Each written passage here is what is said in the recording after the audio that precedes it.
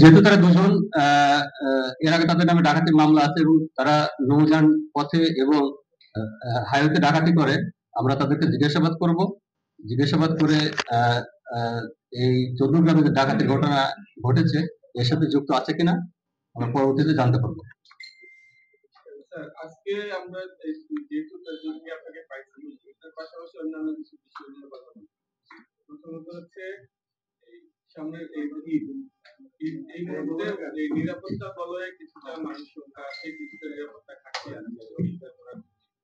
এই সামনে ঈদকে ঘিরে পুলিশের কি ধরনের নিরাপত্তা আছে, মানুষ কতটা নির্বিঘ্নে ঈদ উদযাপন করতে পারবে, বিশেষ করে ছিনতাই, চাঁদাবাজি রোধে। ঈদ ঘিরে আমরা অন্যান্য সময় দেখতাম একটা ওয়ান ওয়ে করে দেওয়া হতো, টাউন হল কান্দিরবাগ ঘিরে যে মার্কেট গুলো আছে সেখানে যান চলাচল বন্ধ ছিল, এটাকে দুই রকম বক্তব্য হয়েছিল। এবার আসলে পুলিশের প্ল্যানটা কি? ধন্যবাদ। ঈদকে সামনে রেখে আমরা কুমিল্লা শহর এবং হাইওয়ে কেন্দ্রিক ব্যাপক নিরাপত্তা গ্রহণ করেছি এবং বিশেষ করে আপনারা জানেন কুমিল্লা শহরে 5ই আগস্টের পরে ব্যাপক মাত্রায় অটো, ইজি বাইক, মিশুক এগুলো ঢুকে পড়েছে। যেখানে আগে ছিল 6 থেকে 7,000, এখন সেটা কমপক্ষে 25,000-এ পৌঁছেছে। কাজেই শহরের যানজট নিরসনের জন্য আমাদের একটা চ্যালেঞ্জ রয়েছে। সেই চ্যালেঞ্জ মোকাবেলায় আমরা মানুষের ভিতরে সচেতনতা বৃদ্ধির চেষ্টা করছি এবং মাইকিং করছি, এবং যাতে শহরের বাইরে থেকে এই অটো, ইজি বাইক গুলো শহরে প্রবেশ না করে এই জন্য আমরা 8টা পয়েন্টে চেকপোস্ট বসিয়ে এগুলো বন্ধ করার ব্যবস্থা আমরা করব। আমরা চাই ঈদে মানুষের চলাচল নিরাপদ ও নির্বিঘ্ন হোক এবং আপনাদের সহযোগিতা কামনা করছি। এবং ঢাকা চট্টগ্রাম মহাসড়কের দাউদকান্দি থেকে চৌদ্দগ্রাম পর্যন্ত আমাদের হাইওয়ে পুলিশের সাথে সমন্বয় করে আমরা ডেডিকেটেড 10টি টিম সেখানে প্রতি 24 ঘন্টাতে দায়িত্ব পালন করছে এবং আমাদের সিনিয়র অফিসাররাও সরাসরি সুপারভাইজ করে। এবং আমরা আশা করছি খুব তাড়াতাড়ি আমরা এই যে হাইওয়েতে যে ডাকাতির ঘটনা তাদেরকে আমরা গ্রেফতার করতে পারবো। এবং আমরা এই ব্যবস্থাও করেছি যে বিদেশ ফেরত যেসব প্রবাসী আমাদের কুমিল্লা, নোয়াখালী কিংবা চট্টগ্রাম এলাকায় তারা গমন করবেন, তাদেরকে কোন একটা জায়গায় যেমন মেঘনা কিংবা দাউদকান্দিতে জড়ো করে আমরা তাদেরকে নিরাপদে বাড়ি পৌঁছানোর ব্যবস্থা আমরা করছি। প্রতিদিনই 40-50টা মাইক্রোবাস কিংবা প্রাইভেট কার একসাথে করে আমরা স্পট দিয়ে তাদেরকে পার করে দিচ্ছি। শহরের আপনাদের কি পদক্ষেপ রয়েছে এই জিনিসটা দেখি এখন? ধন্যবাদ। শহরের যানজট নিরসনে আমরা ইতিমধ্যে ট্রাফিক বিভিন্ন পদক্ষেপ গ্রহণ করেছি ট্রাফিকের পক্ষ থেকে, এবং আমরা রমজানের 15 রমজানের দিকে আমরা বিশেষ করে কান্দিরপাড়, আপনারা জানেন কান্দিরপাড় একটি মার্কেট প্লেস এলাকা, এখানে অনেকগুলি মার্কেট এখানে আছে, সেই তুলনায় রাস্তার অনেক ন্যারো এবং প্রচুর পরিমাণে অটো, ইজি বাইক থাকাতে অনেক সময় আমাদের যানজট নিরসন চ্যালেঞ্জ হয়ে দাঁড়ায়।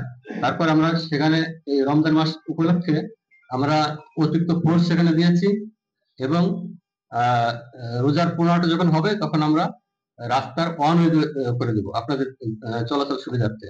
আশা করছি এই ব্যবস্থা গ্রহণ করলে যানজট অনেকটা নিরসন হবে। এবং আমাদের বিভিন্ন মার্কেট মালিক সমিতির পক্ষ থেকে আমাদেরকে ভলেন্টিয়ার দিচ্ছে, তারা আমাদের এই ট্রাফিক কার্যক্রমে আমাদেরকে সহায়তা করবে। ধন্যবাদ।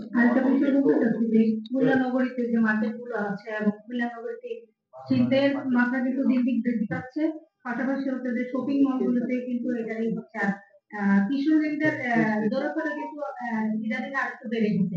এই বিষয়ে আপনাদের কি পদক্ষেপ রয়েছে?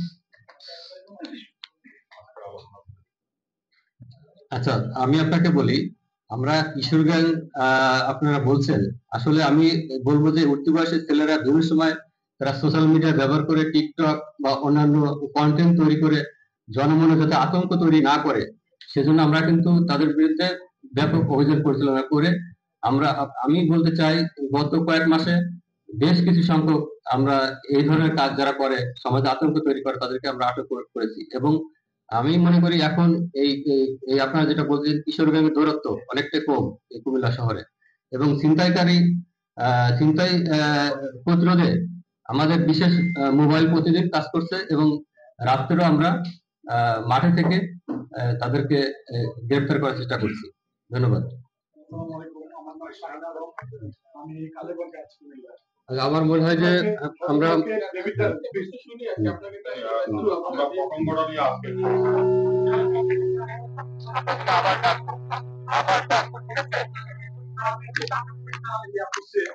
আপনারা জানেন যে প্রত্যেকটা গ্রামে মাইকিং হচ্ছে রাতে। তো এটা যে প্রত্যেকটা এই বিষয়ে যদি আপনাদের শুনেন, মাইকিং হয়েছে, আমরা সাথে সাথে আমাদের 999 আমাদের কাছে সংবাদ আসে, আমরা সাথে সাথে সেখানে অ্যাটেন্ড করি, সেখানে লোক পাঠিয়েছি, আমাদের টিম পাঠিয়েছি। বেশিরভাগ ক্ষেত্রে জানা গেছে যে এটা রিউমার।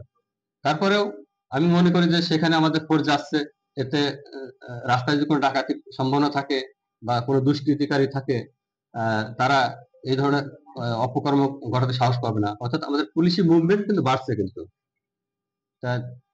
চান্দিনা এবং দেবিদারে এই দুটা ঘটনায় একটি গুজব ছিল, এটা আমরা জানতে পেরেছি। আজকে প্রথম ঘটনা নিয়ে আমি একটু কথা বলি। এটা হলো আপনারা দাউদকান্দি থেকে 14 গ্রাম পর্যন্ত আপনার ফেনী পর্যন্ত ফেনী খাতা মোড়া পর্যন্ত 10টা ঘটনা আমাদের 10টি টিম আছে, ডেডিকেটেড রাস্তার উপরে তারা থাকে, করে হাইওয়েতে 10টি টিম আছে। আরেকটা বিষয় আমরা লক্ষ্য করছি যে সব ডাকাতির ঘটনাগুলো ঘটছে ম্যাক্সিমাম হলো পিকআপ যদি এগুলো বেশি পাওয়ার আছে অথবা ধরেন, তাহলে আমার মনে হয় ডাকাতি অনেকটা কন্ট্রোল হয়ে যাবে। আমি আগেই বলেছি আপনাদেরকে আরো ভালো খবর দিতে পারবো আগামীকাল। ঠিক আছে, আপনারা একটু অপেক্ষা করেন। আজকে একটা সেটা হচ্ছে যে ঈদকে সামনে রেখে জাল টাকার একটা সময় ছিল। এর উপরে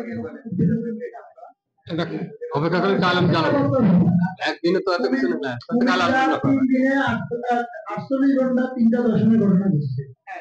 লালমাই সদর দক্ষিণ মেঘনা, এই বিষয়ে আমরা শুনেছি একজন গ্রেপ্তার হয়েছে। এই বিষয়ে আপনি একটু বলবেন। আর পাশাপাশি সামনে ঈদকে কেন্দ্র করে ভারতীয় সীমান্তে আমরা যেটুকু শুনেছি অবৈধ শাড়ি বা মাদকের যেটা চোরাকারবার এটা বেড়ে গেছে, এই প্রসঙ্গে একটু বলবেন। দর্শনে যে ঘটনা ঘটেছে একজন না, আমরা প্রত্যেকটা ঘটনায় আসামি গ্রেপ্তার আছে এবং তাদের বিরুদ্ধে আইনি ব্যবস্থা গ্রহণ আমরা করছি। ওকে, ধন্যবাদ, ভালো থাকবেন।